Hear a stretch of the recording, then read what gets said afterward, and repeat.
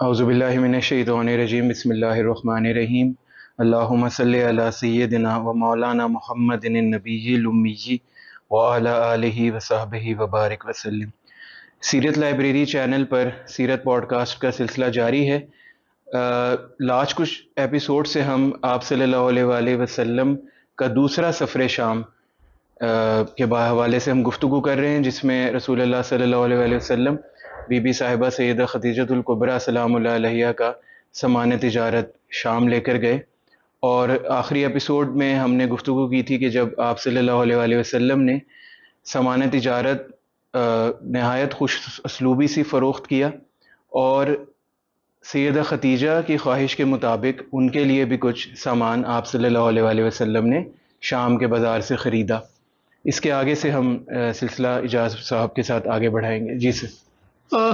حسن، ہم اس سفر شام میں جب یہ ساری چیزیں وہاں بک گئیں، وہاں سے مکہ میں بکنے والی چیزیں خرید لیں، سیدہ خدیجہ بنت خویلد کی خواہش کی چیزیں بھی رسول اللہ نے فرمائش کی چیزیں بھی خرید لیں، جی۔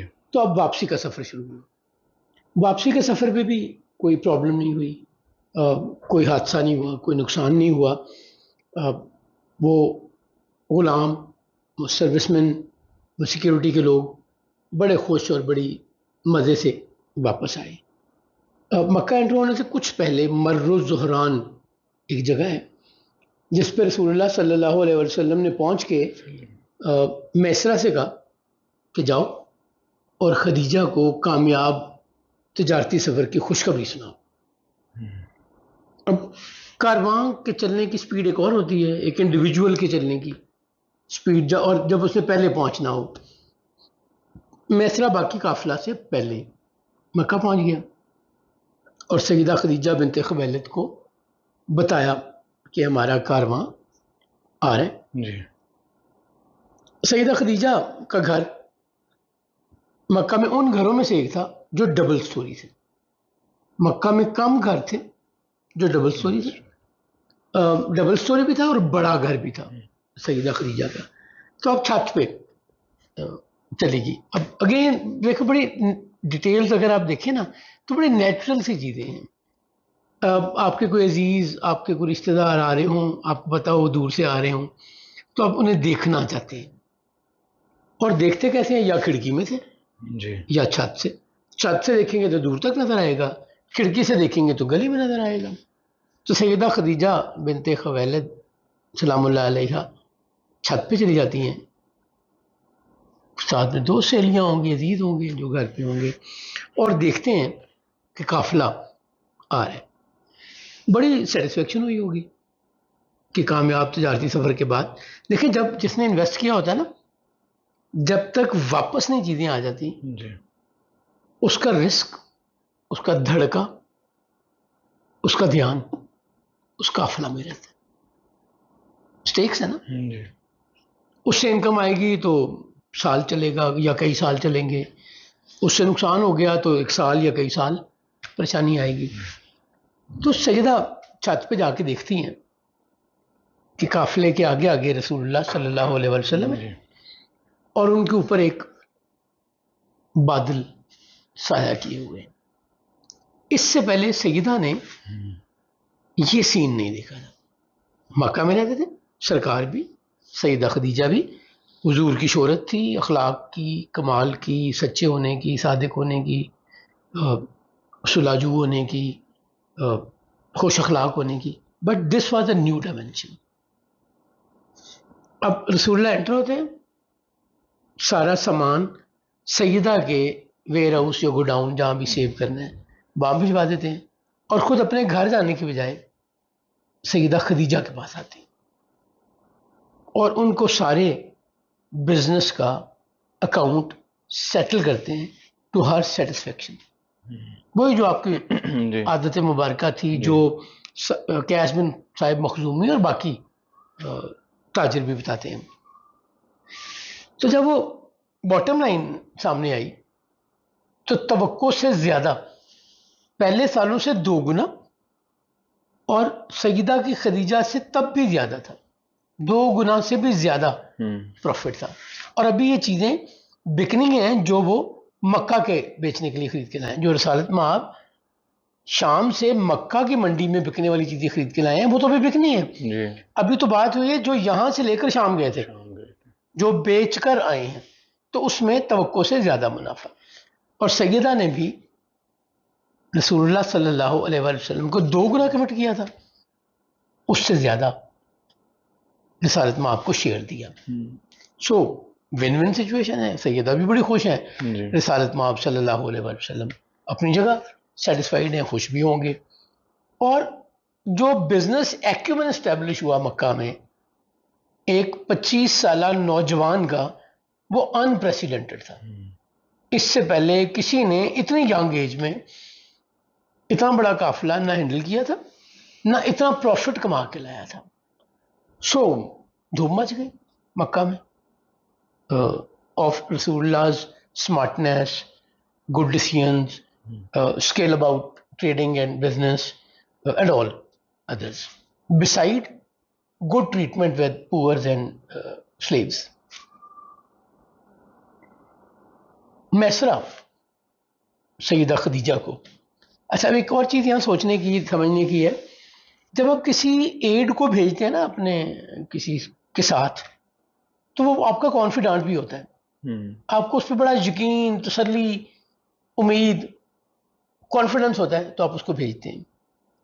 اب وہ اپنی جگہ ایکسائٹیڈ ہے، وہ آ کے سیدہ سے کہتا ہے کہ میں پہلے بھی آپ کے تجارتی قافلہ لے کر گیا ہوں مختلف لوگوں کے ساتھ. This time I had totally different experience. Gentleman is above everyone. Muhammad bin Abdullah is par excellence, کوئی مقابلہ ہی نہیں ہے. اور وہ ڈیٹیل نیٹی گریٹیز بتا رہا ہے سیدہ کو کہ یہ مسئلہ ہوا تو یہ ڈیسیژن لیا، یہ سچویشن ہوئی تو یہ کہا، یہ آڈ بات بنی تو یوں ہینڈل ہوا. اور رسالت مآب صلی اللہ علیہ وسلم کی trading skills, negotiation skills and dealings detail سے بتائیں.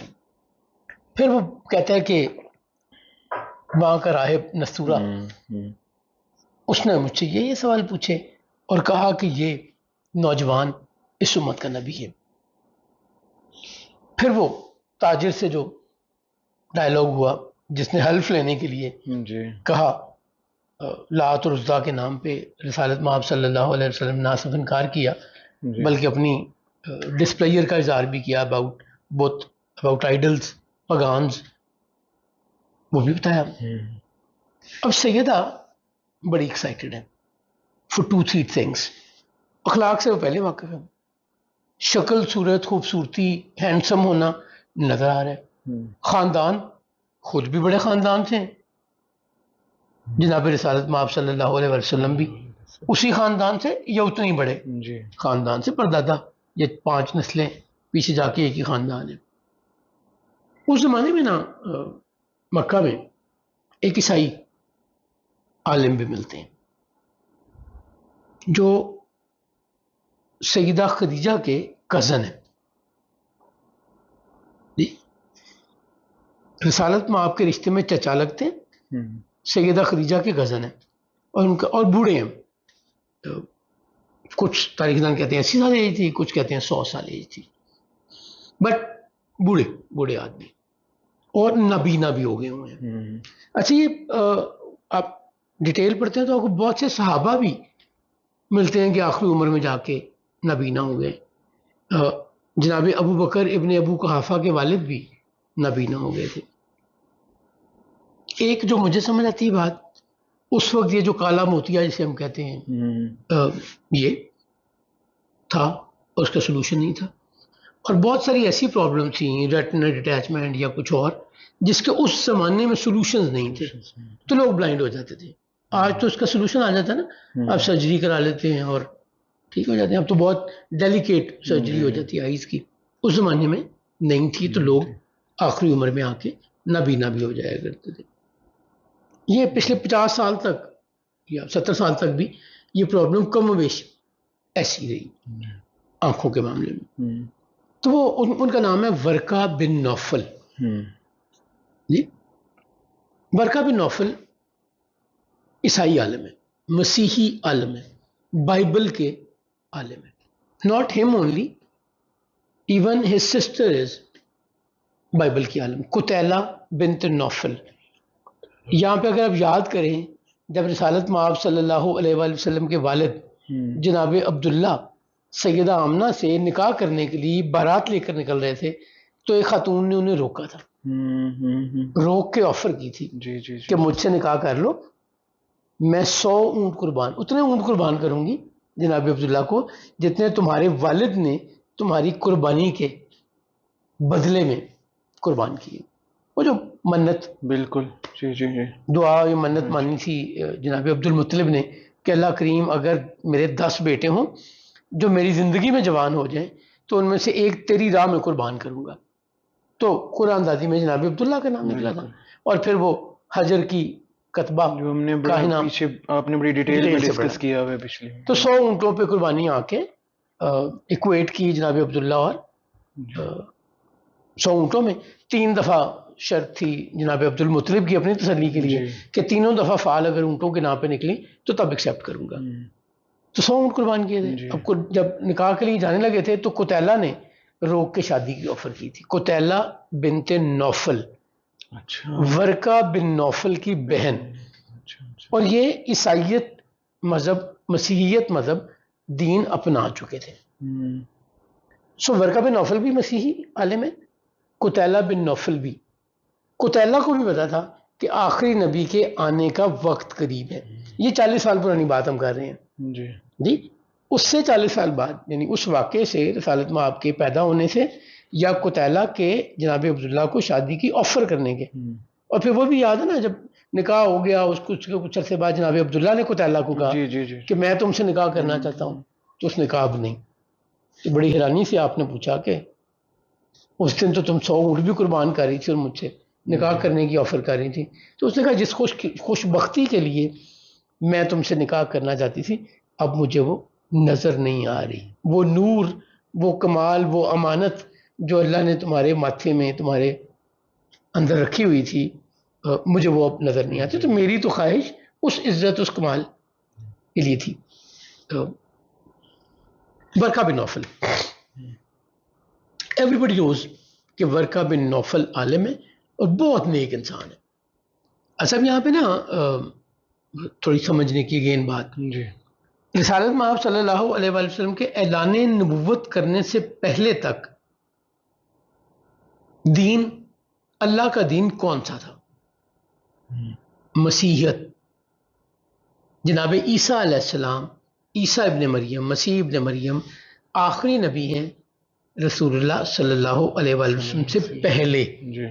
وہ 571 سال یا 572 سال جو عیسیٰ علیہ السلام تھے، یا 33 سال نکال دیں آپ، 33 سال کی عمر میں آسمانوں پہ اٹھائے گئے، تو 539 سال.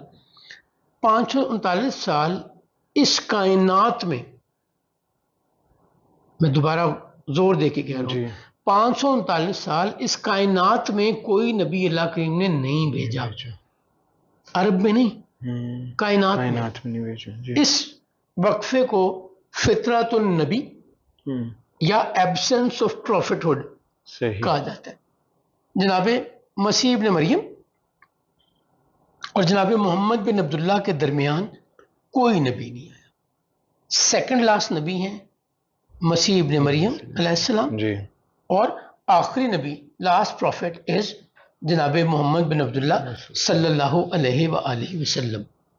جی سیدہ خدیجہ یہ ساری باتیں میسرہ کی سن کے بڑی امپریسڈ ہیں، ایکسائٹڈ ہیں. وہ سوچ رہی ہیں کہ whom should I consult in this situation. ٹھیک، والد کی ڈیتھ ہو چکی ہے، 40 سال آپ کی اپنی عمر ہے، میچور، اپنا ڈیسیژن لینے والی. اب سوچتی ہیں کہ جو میں سوچ رہی ہوں، سمجھ رہی ہوں، خیال کر رہی ہوں، اس کو میں ویریفائی کس سے کروں؟ کون ہے جس کو ٹیسٹیفائی کرے گا، کنفرم کرے گا؟ تو ان کے ذہن میں آتا ہے ورقہ بن نوفل، ان کے کزن، چچا زاد. آج کے لیے ہم یہی ختم کریں گے. انشاءاللہ تعالی نیکسٹ ایپیسوڈ سے سلسلہ آگے بڑھائیں گے. السلام علیکم ورحمۃ اللہ وبرکاتہ.